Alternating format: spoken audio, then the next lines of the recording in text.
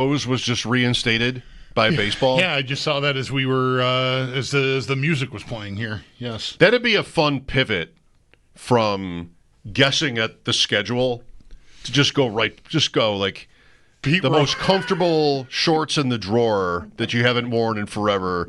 Does Pete Rose belong in the Hall of Fame? Oh. Hey, don't leave out Shoeless Joe Jackson.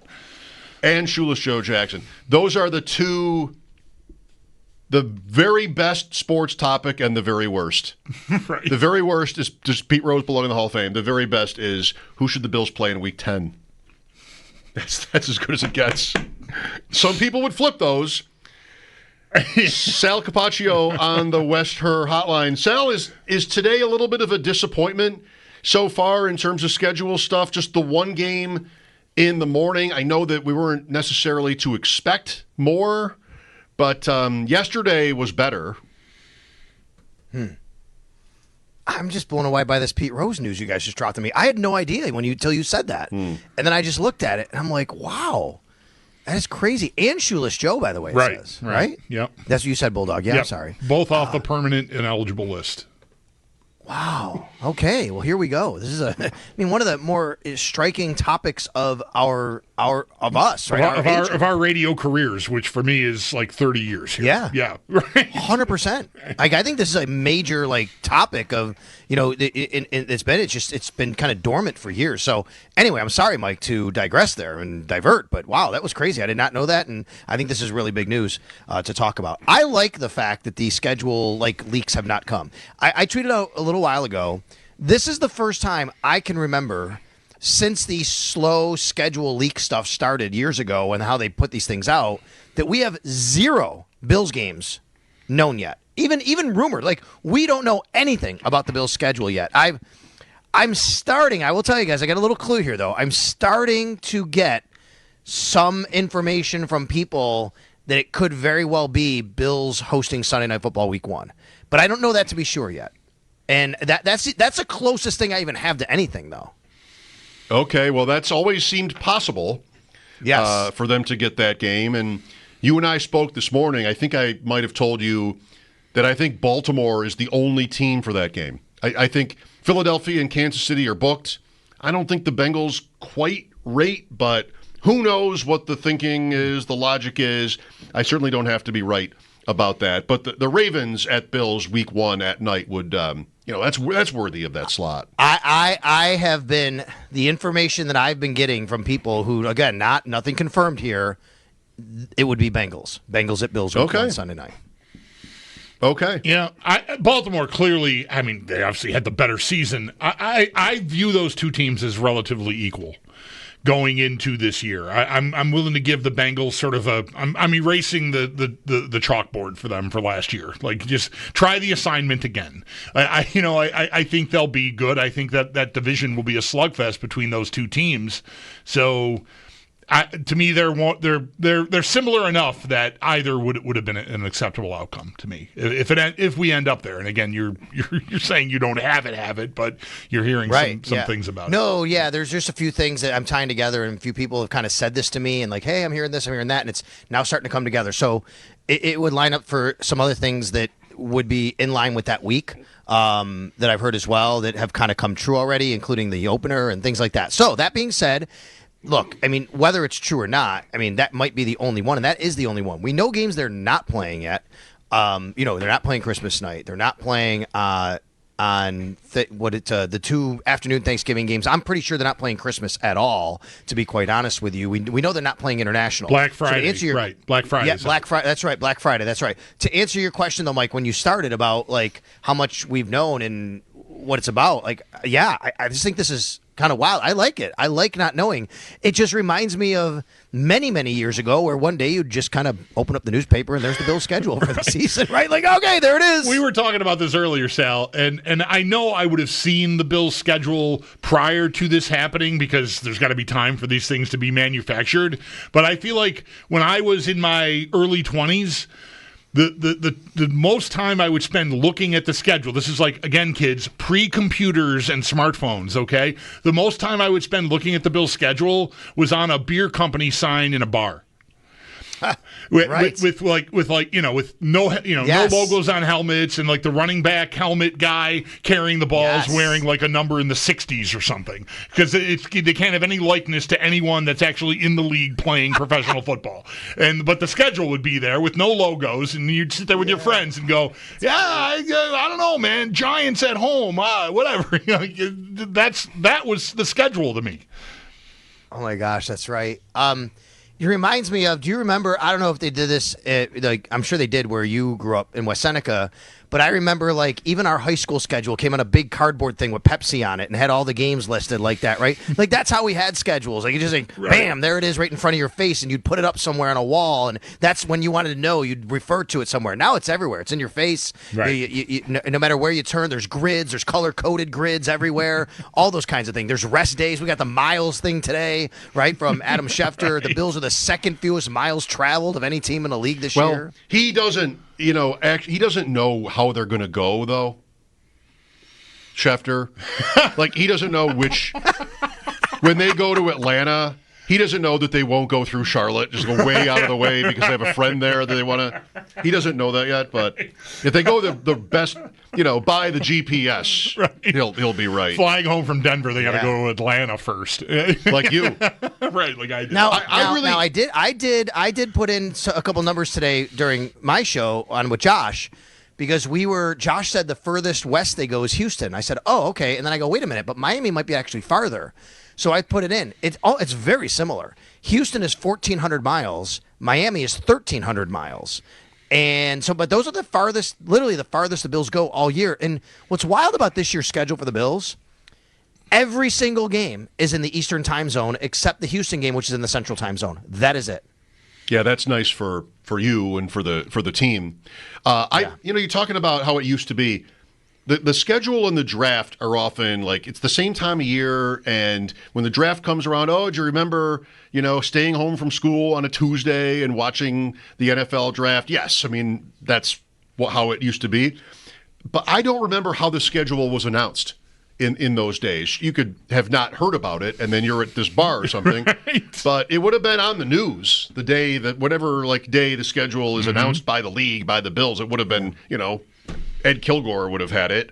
I just don't remember I don't have a memory of that ever happening. Right. It would have been important to me. Right. I didn't go to games as a kid, but it would have been important to me, the schedule. I just don't. The draft, sure, but the schedule, I don't know. Yeah, I'm sure I saw it before the bar, but I don't remember really ever sitting with it. Just because it's just different now, to have it. First of all, these jobs, lend itself to that too. But I'm sure there's plenty of Bills fans that keep the Bills schedule in a window on their phone. Like it's just like a go-to. Who we got next, or who's in 3 weeks, or when do we play whoever? And you just didn't have that. Who would be? I bet I'm gonna have to reach out to Murph and ask him. Like Murph was doing the broadcasts back then, right? Mm-hmm. Well before the internet. He's on with Van. And he's also the Channel 7 sports director at the time. He's an anchor. So he'd be a great guy. I'm going to reach out and ask him, like, what was it like? Do you remember when the schedule came out, and you see if he remembers? Oh, yeah, like they just literally would, just kind of mail it to us. Yeah. Not even email it. Yeah, fax it to us. Exactly. I remember at BEN in the mid-'90s. I started there in 94, had a show by 95. I can remember that coming off the fax machine. A copy of the schedule. that maybe that was it. That's how and then the media would then do their thing and tell you on TV or on radio. I've told you guys, I've mentioned this enough times, so you might know it. But 2002, I think it was, right before I came over here, just sitting around the day the schedule was supposed to come out, going to BuffaloBills.com, clicking on the schedule, which would have been last year's, changing the year in the URL and having it pop up. I told my guys at ADP Chasing today this story. They're all at least 10 years younger than I am. They could not believe it. and Corain was so funny about it. He's like, somebody just thought maybe they would forget to do it.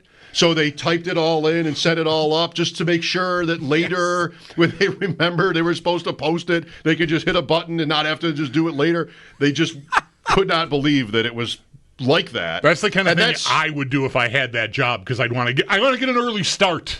Yeah. Well, somewhere in there on the Bills website, it's there. Right. I mean, how to encrypt it or whatever. Like, I wouldn't even know where to start. But in 2002, all you had to do was change the number of the year in the URL. Boom. Sal Capaccio on the West Her hotline today. So far, with the schedule in mind, there's no new games to talk about that are official or anything. But we know it's the last year of the stadium. What do you think is optimal? If of course, there are 32 teams to consider.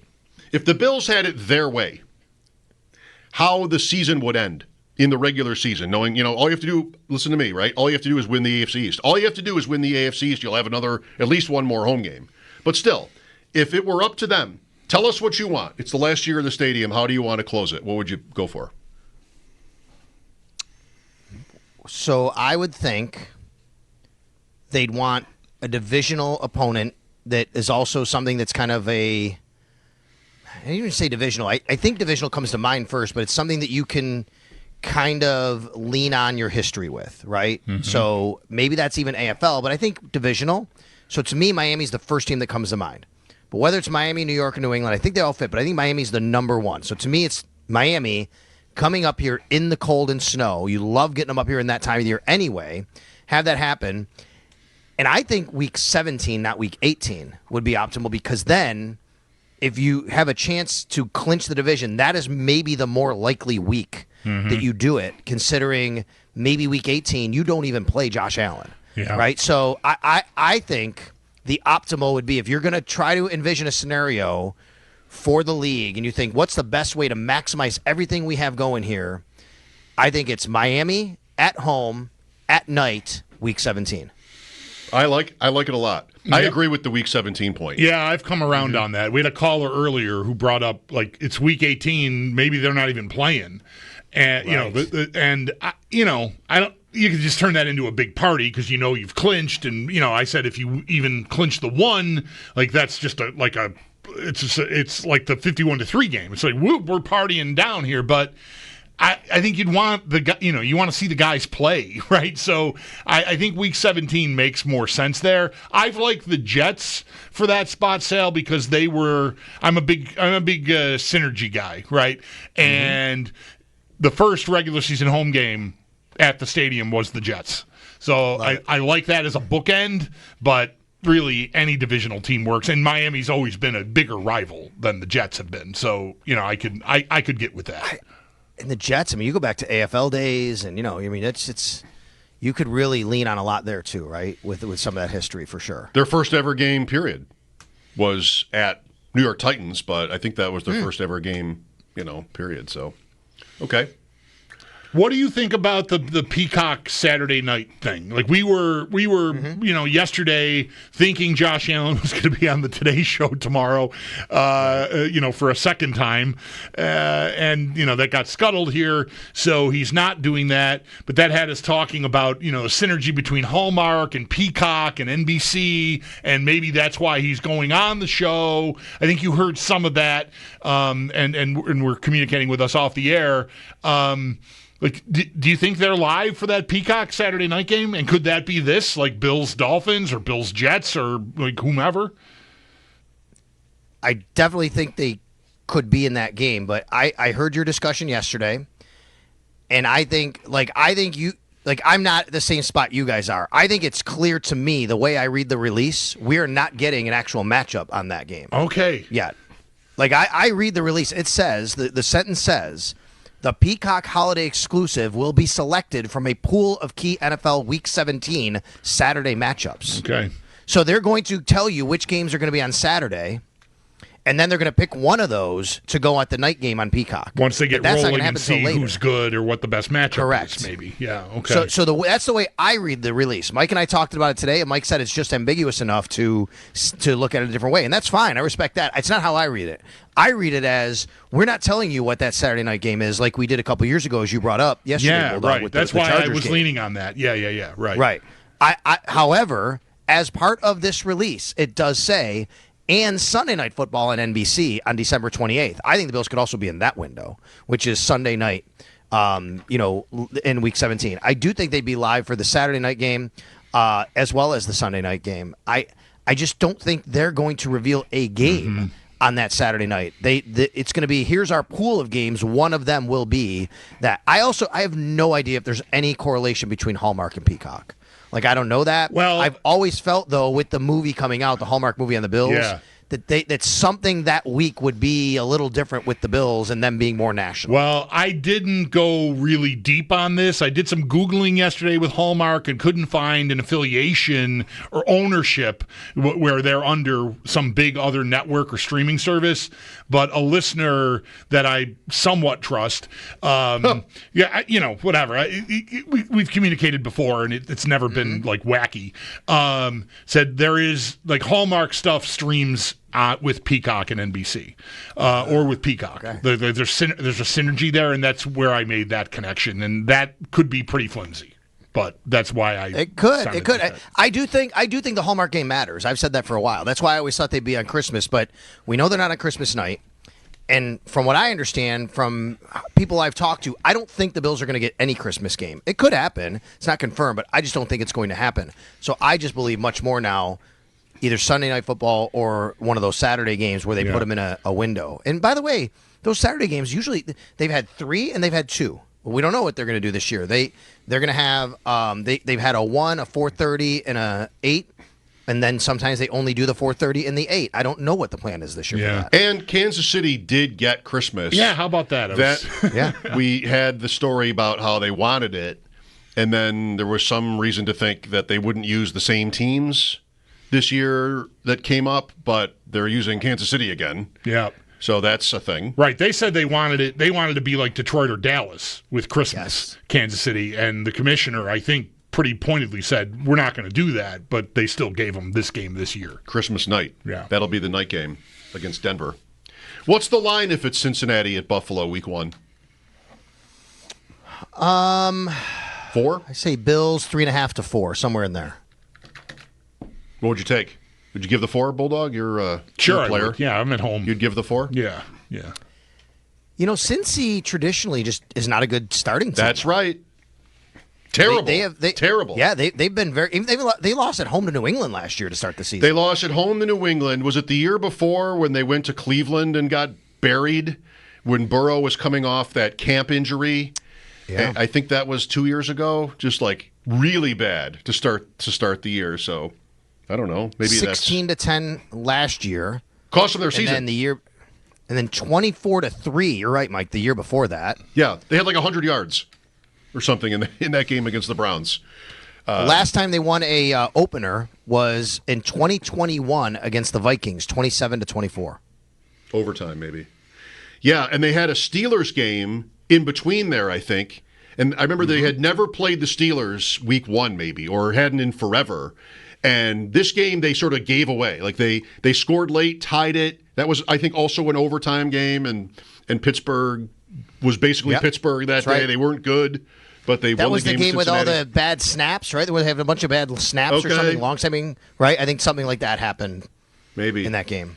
Yeah, I don't know. There's something about it. Maybe it's a little bit this. I wasn't thinking about it before, but there's something about playing the Bengals first that I like for the Bills. Not even just that. Just like. Before they get rolling. Maybe it is. Maybe it's the same point. Yeah. Maybe it is the same point. Well, interesting. I wouldn't think Cincinnati is quite on the level for a primetime opener. The Sunday night game is bigger than the Monday, but maybe they are. And we'll find out no later than tomorrow night. What's tomorrow, by the way? Do we got Today Show? We know Josh isn't on the Today Show. Yeah, and while you were answering the last question, he was booked for Thursday on the Today Show and then canceled again.